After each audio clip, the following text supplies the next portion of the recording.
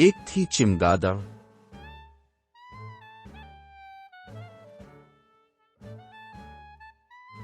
کسی جنگل میں پرندے اور جانور مل کر رہا کرتے تھے۔ اسی جنگل میں ایک خود غرض اور مکار چمگادڑ بھی رہتی تھی، جو اپنی ضرورت کے مطابق کبھی پرندوں میں شامل ہو جاتی اور کبھی زمینی جانوروں میں۔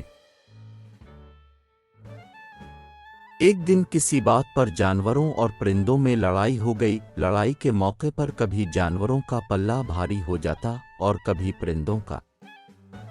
مکار چمگادڑ جب دیکھتی کہ جانوروں کا پلہ بھاری ہے تو وہ ان کے ساتھ مل جاتی اور کہتی، چونکہ میں بچے دیتی ہوں اور اپنے بچوں کو دودھ بھی پلاتی ہوں، اس لیے میں بھی جانور ہوں۔ اور پھر جب کبھی وہ پرندوں کا پلہ بھاری دیکھتی تو وہ پرندوں میں شامل ہو جاتی اور کہتی، چونکہ میرے پر بھی ہیں، اس لیے میں تمہاری طرح کا ایک پرندہ ہوں۔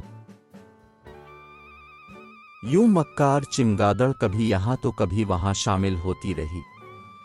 آخرکار لڑائی جانوروں نے جیت لی۔ یہ صورتحال دیکھ کر چمگادڑ جانوروں کی طرف آ گئی کہ ان کے ساتھ مل کر فتح کی خوشی منائے، مگر اس کی خوشی تب خاک میں مل گئی جب جانوروں نے اس کو یہ کہہ کر نکال دیا کہ تم ایک پرندہ ہو کیونکہ تمہارے پر ہے۔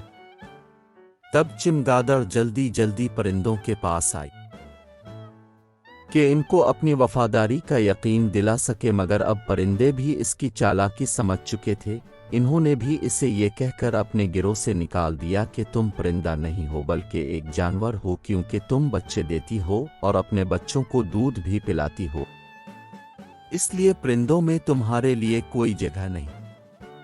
یہ صورتحال دیکھ کر وہ بہت شرمندہ ہوئی اور شرمندگی کے مارے جنگل ہی چھوڑ گئی۔ وہ دن اور آج کا دن چمگادڑ آج تک کبھی دن کی روشنی میں دنیا والوں کے سامنے نہیں آئے۔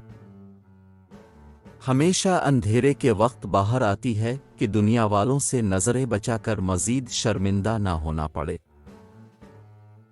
عزیز بچوں، زندگی میں کبھی بھی منافقت اور چالاکی سے کام نہیں لینا چاہیے۔